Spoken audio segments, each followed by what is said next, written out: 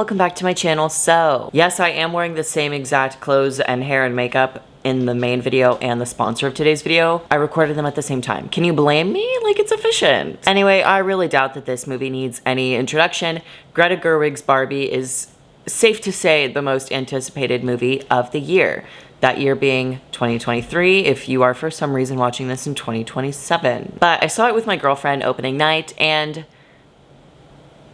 listen, don't get mad at us. Please don't get mad at us, but we have some unpopular opinions that I will be sharing. And don't get me wrong, overall I did like the movie, and there was more of it that I liked rather than what I didn't like, but what I disliked is, I guess, a pretty major criticism. It stops me from saying that, you know, I really liked the movie. And I want to talk about it because, for one, I'm a YouTuber. I have to talk about what's popular because I like money. But I also want to talk about it because I'm hoping I'm like missing something and somebody will comment it and it'll be like putting the final piece of the puzzle together or something. But also a part of me hopes that people see this and like feel safe enough to be like, I agree, you know, because everyone's like super obsessed with it. So I feel like a little bit of a social pariah for criticizing it. So this is a safe space. Haters, this is a safe space for us. So yes, this is my Barbie review, and I do want to give a disclaimer before I get into it because somebody brought this to my attention, and I know, sorry, can I just shut the fuck up and get to the point? No, I can't. Sorry. Anyway, somebody told me that it's not the best idea to make media commentary during the writer's strike that's going on, and I did want to talk about that a little bit. From what I've heard, the only reason it would be bad for me to make a movie like review or movie content is because it would get me like blacklisted from being in SAG, I believe. But that's not something that I'm pursuing. So like, I'm not super worried because I am a consumer that's just sharing my opinion, and it's not a consumer strike, but I'm also profiting off of the media and simultaneously like kind of promoting it. So I don't know. I just wanted to reiterate, just in case like it's not clear, that I am still pro the writer's strike, even though I am doing my job. That's all I wanted to say, but also sorry, I mentioned there was a sponsor. Here's the sponsor, and then we'll get into it, okay? Pardon the interruption, but I would like to take a second to talk about today's sponsor, Aura. Are you tired of constantly receiving spam phone calls to the point where you don't even answer the phone anymore? I absolutely am, and it's so bad lately. It comes in waves, but it's pretty bad again, and I've just gotten to the point where if you don't leave a voicemail, I'm not calling you back, and I'm never answering the phone. But the reason that we get these calls is because of data brokers who are making tons of money by selling your information to robocallers, spammers, and others who want to learn more about you, like where you live and your personal information. But lucky for you, that's where Aura comes in. Aura can identify the data brokers that are exposing your info, and they submit opt-out requests on your behalf because you can get off of those spam call lists. Brokers are legally required to remove your info if you ask them to. They just, of course, make it really hard for you to do that because why would they make it easy for you? But the good thing about Aura is that they do it for you so you don't have to deal with the hassle. And Aura goes way beyond that when it comes to keeping you and your loved ones protected online. Aura offers things like parental controls, antiviruses, VPNs, password management, identity theft services, and more, all in one place, easy to set up, and at an affordable price. You can either let people continue to exploit and profit off of your private information, or you could let Aura do the hard work for you by going to aura.com/Graysons, that's GRAYSONS, to start your 2-week free trial. That link is also going to be in the description. That's all I wanted to say. Thank you to Aura, and now let's get back into the video. Okay, now we can get into my review of Greta Gerwig's Barbie movie. I'm gonna do my criticisms and then my compliments so we can end on a high note because again, I did overall like the movie. First, I guess to start is that I am not entirely sure what the takeaway was supposed to be because the two main themes are pretty clear, you know, the exploration of what it means to be a woman as well as the patriarchy and male socialization and how it affects women. But I think that the points made under both of those points, I guess the subpoints made under them, were pretty surface level observations for the most part. I don't think either idea is fleshed out enough to be the, capital M main, capital P point, because I feel like they're both trying to be the main points while also stopping each other from being fleshed out enough to be strong enough to be a main point, as well as have a really resonating message. And in my opinion,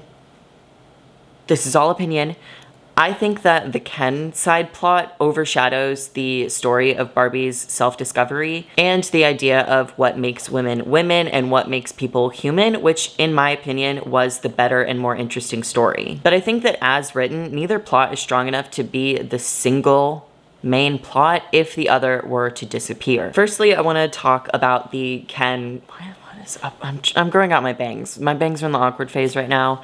Anyway, I want to talk about the Ken and the patriarchy plot because it's the one that's had more mixed responses, and it's also the one I disliked the most. A lot of more right-wing commentators are calling the movie, hot woke garbage that's feminist and anti-men because it says the word patriarchy. But my critique is actually that it's not feminist or anti-men enough. I know, what a shocking take from the man-hating lesbian. I know, we're all surprised. But with the way the conflict is resolved, it almost implies that women have a responsibility to show gratitude towards men in order for men to not rise up and oppress and objectify women. Because Ken gives Barbie this monologue about how he just wanted to be noticed and liked by her, but she never really, saw him or something like that, like he was underappreciated, boohoo. And it ends with Barbie apologizing for not being grateful for Ken. And Ken crying and saying that the Kens were only fighting each other. There's a whole Ken war for context. But Ken is we were only fighting each other because we didn't know who we were. And it's up to the Barbies to raise them up and be the adult and tell them to be their own person. And considering what the Kens did when stereotypical Ken brought the idea of patriarchy to the rest of the Kens, it kind of feels like a slap on the wrist. That's not to say that they were being super extreme and out here, K-wording Barbies, but the second they took over, they stripped all of the Barbies of their titles and their awards and reduced them to just pretty objects in short skirts fetching them beers. Also, Nobu has joined the party. He crawled up and sat on my lap. Y'all, look how big he's getting. And with the way that it's written to where Barbie has to apologize to Ken as he's bringing his reign to an end, it just feels like it's saying that women were still part of the problem when very clearly, no, the Kens were the problem. But I really don't think that the ball was dropped completely. I think there was a successful allusion to male socialization and feminism as a concept, but the conversations made just feel incredibly surface level. I wrote down in my notes from when I saw the movie, because yes, I am a movie theater note taker. I know that that's unpopular, but let me live my life, okay? I wrote down a quote from, I believe, America Ferrera's character, but it says, "We have to always be extraordinary, but we're never good enough," end quote. And while that is true, that's not a new idea. It's kind of the very absolute basics of why people are feminists. It's one of those thoughts you have as a younger teen girl when you're learning more about feminism and the patriarchy. A lot of the feminist speak felt like that in the movie, especially the spell that Barbie uses to take the other Barbies out of the patriarchal trance that they're in. But this spell is the most ground floor, women are treated bad and it sucks, girl power.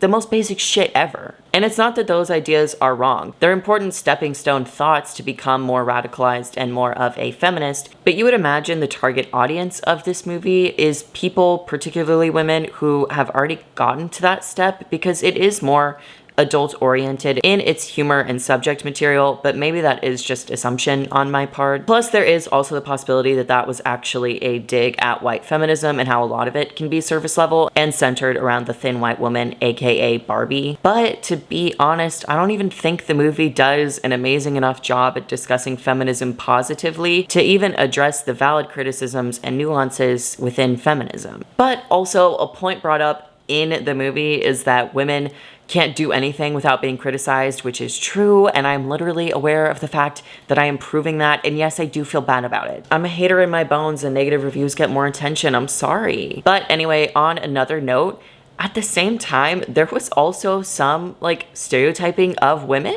Like again, when they're being broken out of that spell thing, they break the physicist Barbie out of it and she realizes that she's wearing like a skimpy dress. And one of the Barbies, I believe it's the president Barbie actually, is like, let's get you some pants. And the physicist Barbie is like, fuck yeah. Which is like, okay, so she's a nerd, so she has to wear pants and can't be feminine?